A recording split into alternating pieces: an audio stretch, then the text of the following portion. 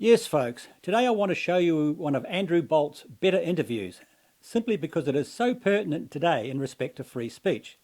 Now, in this interview, he interviews a gay guy named Douglas Murray about his new book called The Madness of Crowds. In short, the book talks about the overreach of identity politics, that people who belong to any victim group are not only equal to you, they are better. Have a look.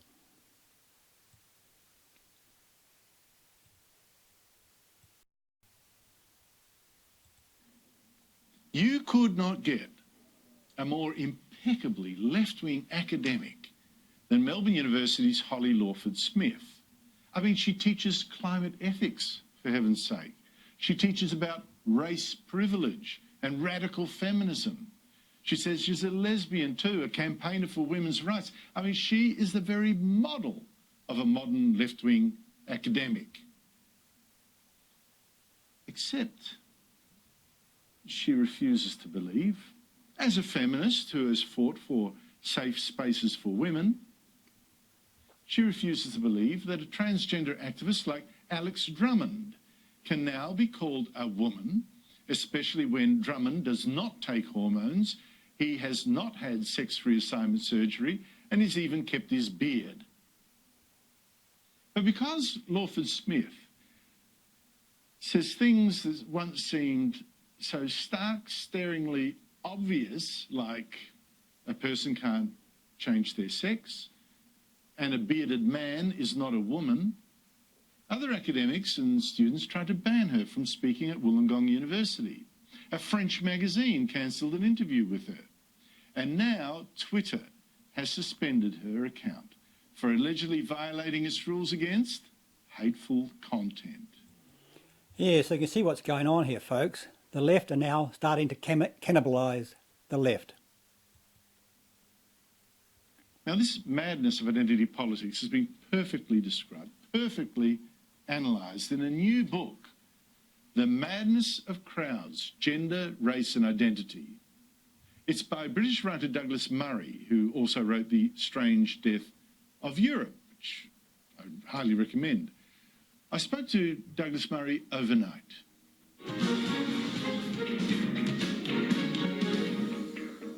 Douglas Murray, thank you so much for your time. Fantastic book. I think this is even better than your last one, The Madness of Crowds. Terrific book. Can I start with something you raise in the very start of it, which is we've had Christianity die in the West. We've had the alternative religion of communism also die. But we didn't want to be the first society that would muddle through without a religion or a sort of a system of belief, a purpose. We've got a new set of beliefs or religions, call it what you will. What are they? Well, that's right. I say in the introduction to The Madness of Crowds that this is a void, and it's always going to be filled by something. And the void in recent years has increasingly been filled by this new form of religion that we know by various names, including identity politics. Intersectionality is one of the ugliest ones. Yeah, so let's look at what intersectionality means. You probably think your opinions matter. You probably think you're an individual with unique experiences, thoughts, and ambitions. Well, I hate to break it to you, but according to current leftist orthodoxy, you're wrong. You see, your opinion only matters relative to your identity and where that identity ranks on the hierarchy of intersectionality. If you're now thinking, what the hell are you talking about? You haven't spent much time on a modern college campus. Intersectionality is a form of identity politics in which the value of your opinion depends on how many victim groups you belong to. At the bottom of the totem pole is the person everybody loves to hate, the straight white male. Yes, and this is called discrimination, and the left think this is okay. And who's at the top? Well, it's very hard to say because new groups claim victim status all the time. No one can keep track. So, how does this intersectionality thing play out? Something like this. Let's say you're a gay white woman. Your opinion matters, but less than that of a gay black woman. Why? Because while all women are oppressed by the patriarchy and all gays are oppressed by the heterosexual majority, blacks have a victim status that whites obviously don't. Of course, a gay black woman's victim status is less than that of a black trans woman, who ranks below a black Muslim trans woman, and so on. The more memberships you can claim in oppressed groups, the more aggrieved you are, and the higher you rank. Get it? Good, because it's about to get even more complicated. Intersectionality takes your victim status and uses it as the basis for creating alliances with other victim groups. 30 or 40 years ago, activists encouraged racial solidarity among blacks to combat oppression. But today, that's not enough. Today's activists demand blacks make common cause with other allegedly oppressed people: gays, lesbians, transgenders, Palestinians, Native Americans, whomever. Here's the logic. A black gay and a Hispanic gay may not belong to the same victim group racially, but they do belong to the same victim group on the basis of their sexuality. By focusing on the places where various victim identities intersect, intersectionality creates a united us versus them paradigm. Righteous victims rising up together to fight the oppressor, those dreaded straight white men.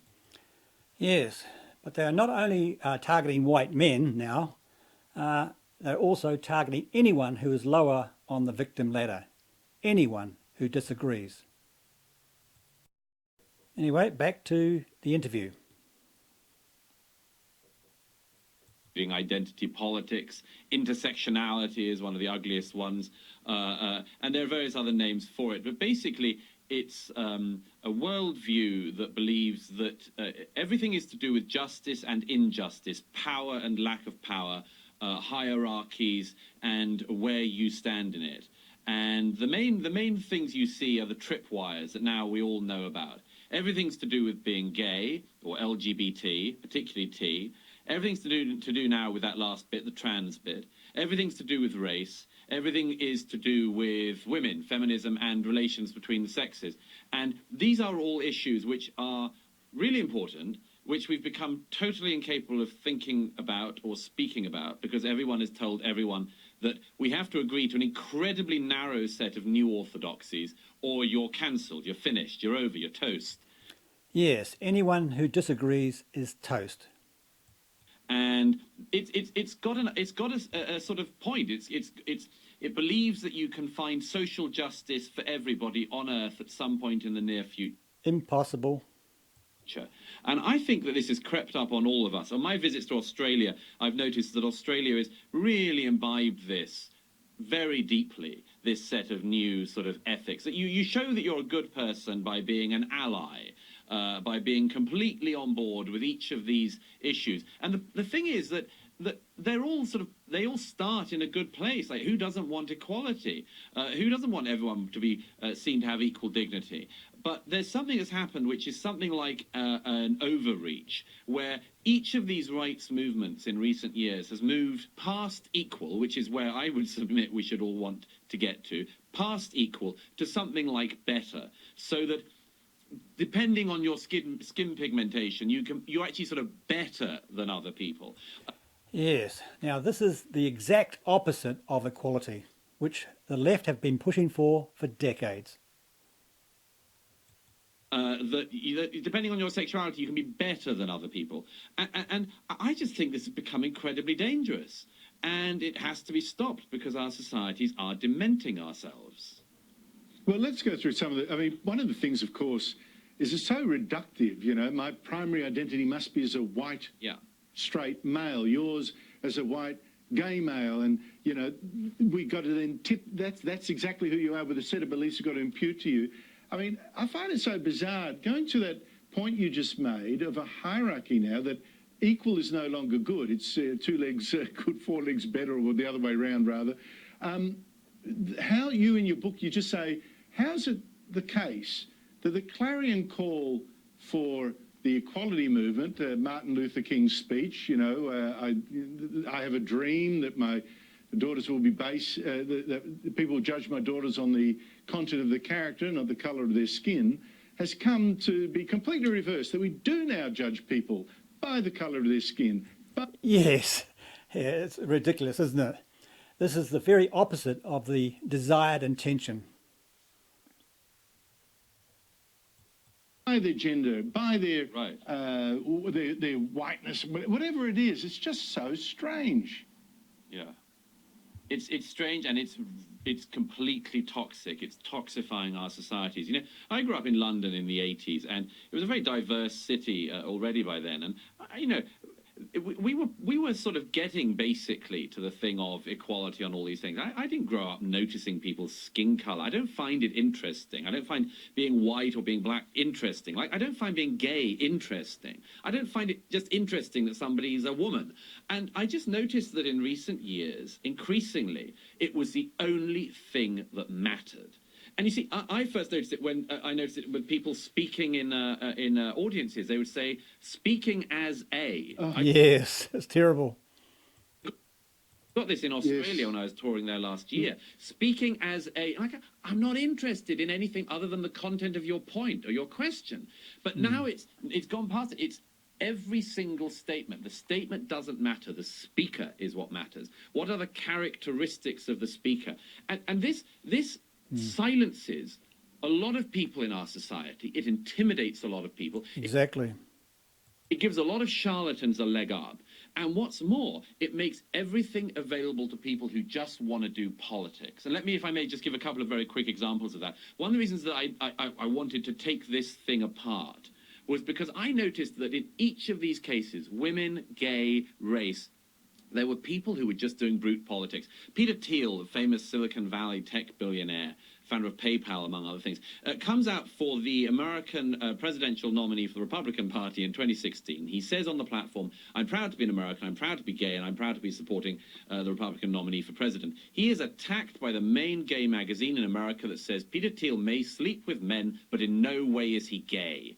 Because they thought that gay is actually, it's not about being attracted to your own gender, your own sex. It's about a whole political program in their view. Same thing, Kanye West, the famous American rapper, comes out for Donald Trump in 2016, 2017, and he's immediately denounced as no longer black. Well, this is really worrying, because being black isn't about politics. Being gay isn't about politics. Being a woman isn't about politics. And it's being made into that, and it's toxic. Well, I think it's gone from being a movement about equality to a movement about being about power. I think people, that's really what it is. It's one group trying to, or people claiming to represent one group trying to get powerful.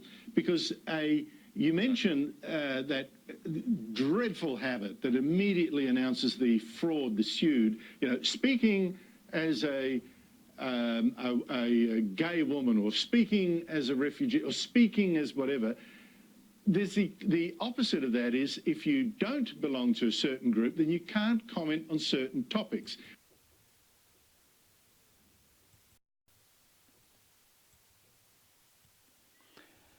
Yes, you see that more and more these days. You see people silencing others by saying, speaking as an African American, for example. In other words, I have the authority to speak about African American issues. You don't. Anyway, I've posted a link to the rest of that interview in the description below.